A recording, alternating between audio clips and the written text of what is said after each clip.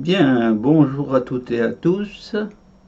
Dans le cadre de la culture générale ou de la culture sociétale, nous allons avoir là une vingtaine de vidéos consacrées à un thème original, à Jean d'Ormesson, qui est mort il n'y a pas longtemps et qui était un académicien de l'Académie française et issu d'une très vieille famille noble.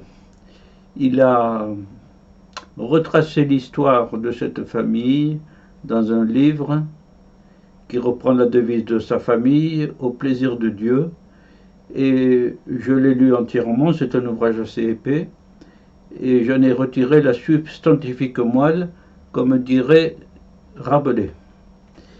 Je vais vous la présenter, et si celle-ci vous intéresse, vous pouvez toujours, au terme de ces vidéos, acheter le livre et vous délecter page après page des passages les plus remarquables. Voilà. Nous commençons cette introduction, donc, ce sont des morceaux choisis, Au plaisir de Dieu. Voici Jean d'Ormesson, avec sa figure voltairienne, ses yeux pétillants de malice, son ingéniosité en tenue d'académicien. Voilà. Honneur lui soit rendu à travers cet exposé. Voici la résidence ancestrale. C'est le château de Plessis-les-Vaudreuil, appelé aussi Saint-Fargeau. Les d'Ormesson y étaient depuis près de 700 ans à peu près.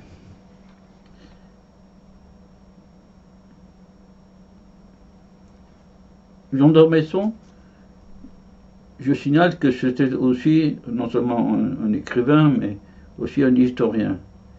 Alors, il écrit, je fais plutôt l'essai d'une histoire de l'ère du temps, c'est très joli.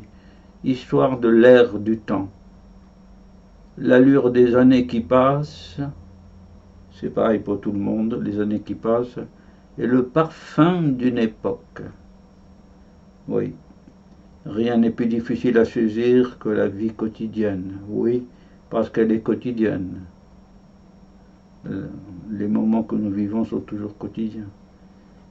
Mais là, l'ensemble des moments peuvent traduire la fin d'une époque aussi. Et c'est ce que Jean d'Ormesson a écrit.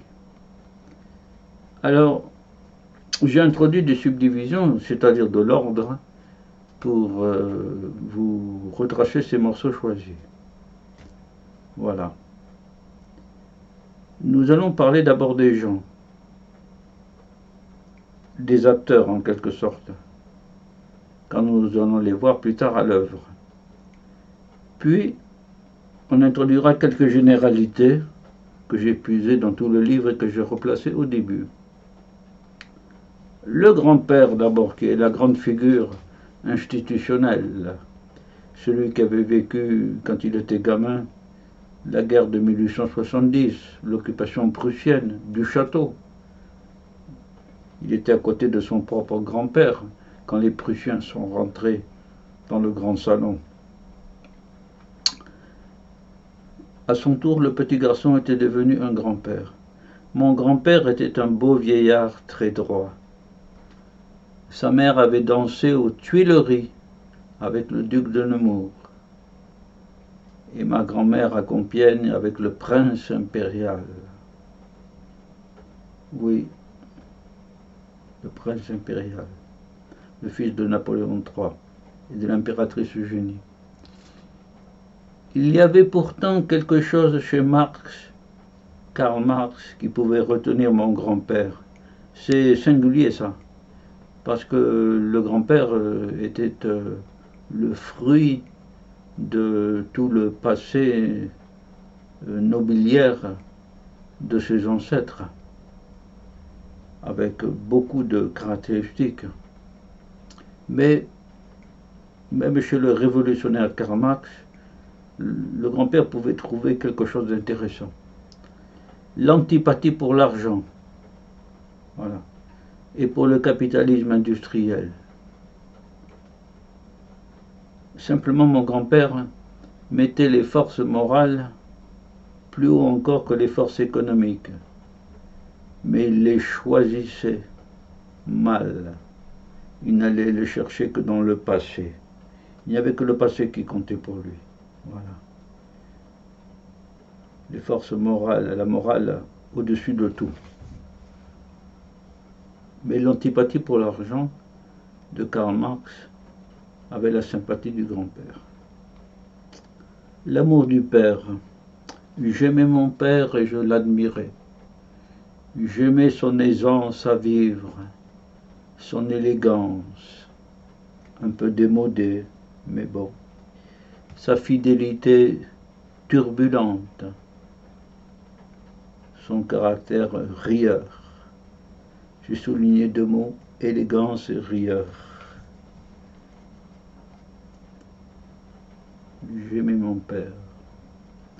Mon père, le père, je reprends le thème du père, la poésie en forêt.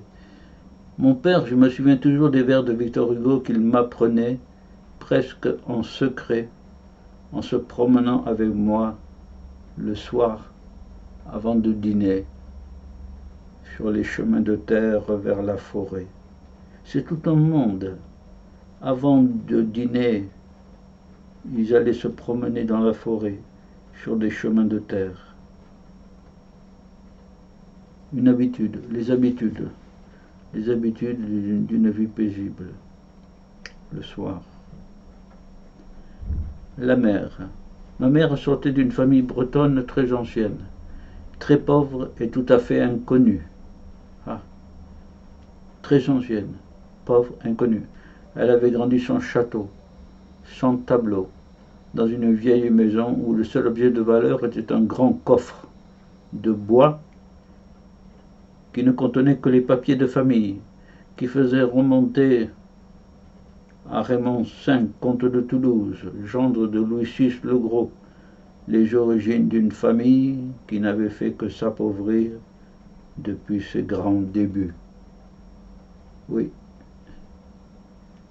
oui. Tout à l'heure, il y avait l'antipathie de l'argent, mais quand même, le château, les tableaux et tout ça, il faut de l'argent pour les bâtir, pour les acheter, pour les commander, etc.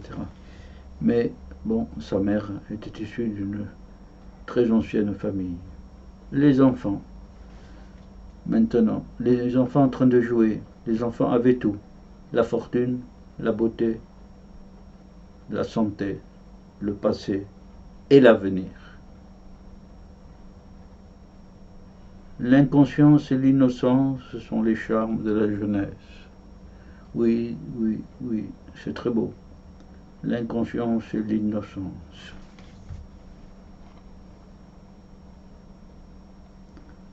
Les familles en visite au château, donc. Les amis venaient tout de même. Il y avait chez nous comme un air de folklore. On venait y goûter, et souvent de très loin, les saveurs un peu fortes d'un passé révolu. Les amis, les cousins, les branches d'Autriche ou de Pologne s'installaient pour 8 semaines. 8 semaines. Les Polonais, un beau matin, arrivaient à 22. 22. Il faut avoir des chambres. Un cousin russe ne partit jamais à cause de la révolution, sans doute de 1917. On verra plus tard le nombre de chambres qu'il y a au château de Plessis-les-Vaudreuil. Elles servaient à ça, ces chambres, à accueillir aussi toute la famille. Les gens maintenant. Les gens, c'est-à-dire les personnes qui travaillent pour la famille, les jardiniers, les cuisiniers, les maîtres chiens, ceux qui s'occupent des chevaux, etc., etc. Les gens nous aimaient. Pour une raison très simple, c'est que nous les aimions. Oui. C'était une sorte de grande famille élargie autour de la famille d'Ormesson. Nous avions des cuisiniers, nous avions des maîtres d'hôtel et des valets de pied, des précepteurs et des jardiniers, des mécaniciens et des marmitons, des gardes-chasse et des valets de chiens. Et j'ai mis 3 points de suspension parce qu'ils avaient beaucoup de gens. Mais jamais aucun de nos gens n'est mort sans que ma grand-mère ou ma mère ou quelqu'un de la famille ne se tint debout au pied du lit de bois, du Christ au but béni, pour tenir la main du mourant à l'instant du dernier soupir. C'est très beau. Solidarité pour toute la vie et dans la mort aussi. La grand-mère ou la mère ou quelqu'un de la famille était là pour tenir la main du mourant.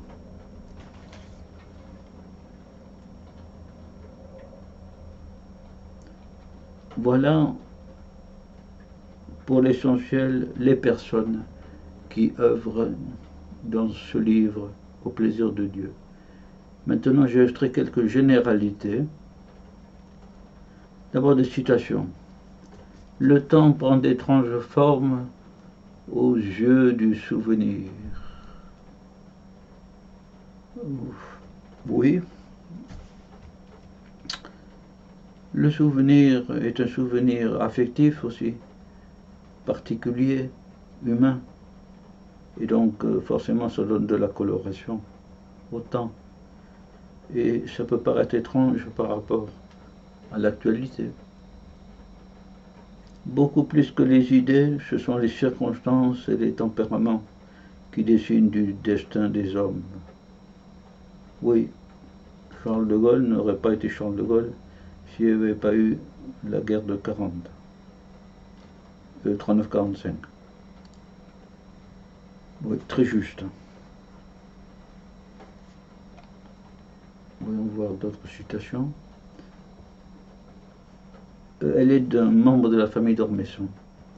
Page 565. Vous voyez que le livre est gros. Hein. L'ordre, la morale. L'ordre, ça commence par l'ordre. Hein. La loi, la nécessité, la force des choses, la dignité du travail, le bon sens et l'honneur. C'est carrément gaulliste.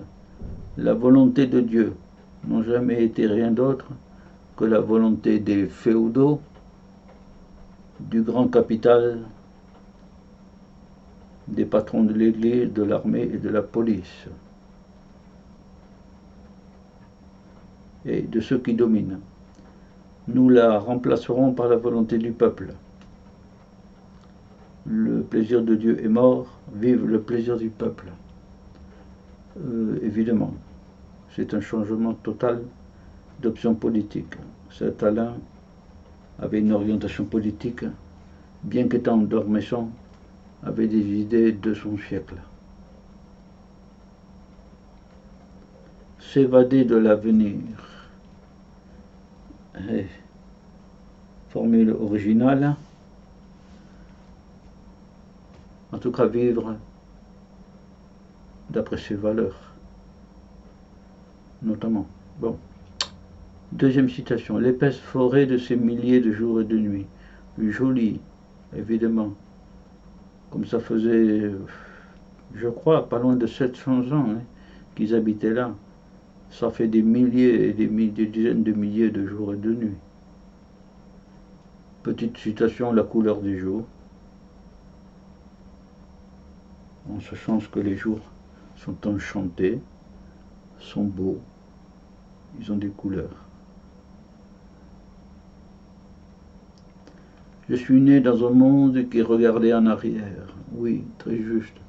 Le grand-père se tournait vers le passé, vers sa grand-mère, la grand-mère de sa grand-mère, une arrière-grand-mère qui avait tenu un livre de tous ceux qui l'avaient précédé. C'est une famille très particulière qui cultivait le passé. Le passé comptait plus que l'avenir.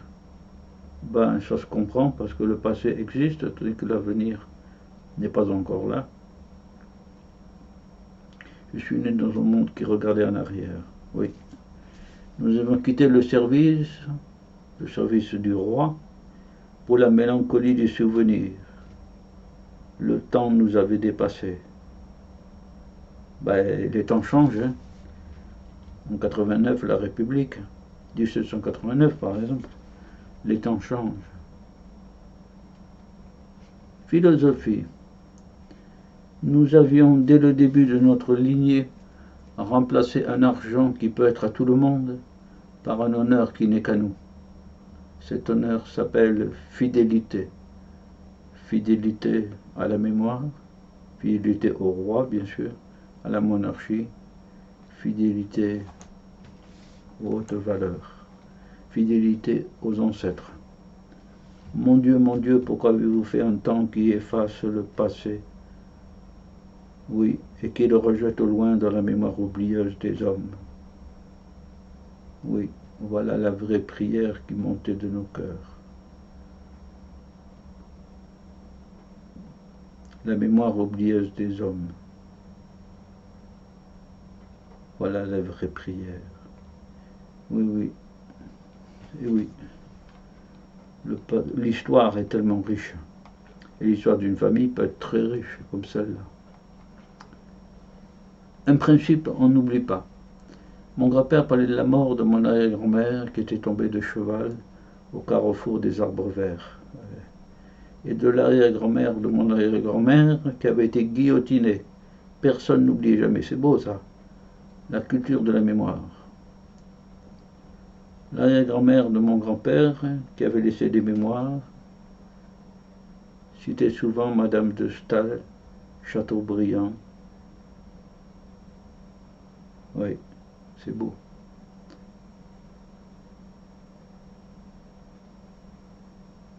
Les grands-mères, ou les arrière-grand-mères, ou l'arrière-grand-mère de mon grand-père, les femmes jouent un rôle mémoriel aussi.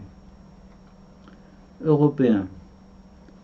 La France, malheureusement, était occupée par la République. Oui. En Bohême, en Pologne, dans le Schleswig-Holstein, à Vienne, à Moscou et à Odessa, nous étions chez nous. Autant et peut-être plus qu'en France. Nous avions une branche anglaise, italienne, russe, et surtout une branche allemande. Surtout une branche allemande.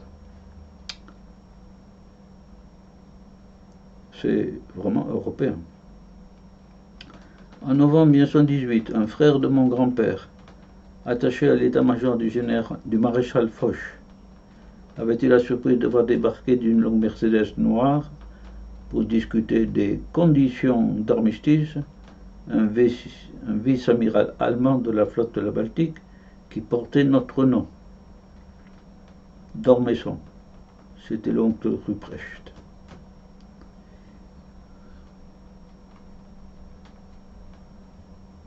C'est peut-être à la carrière de Rotonde, près de Compiègne, novembre 1918.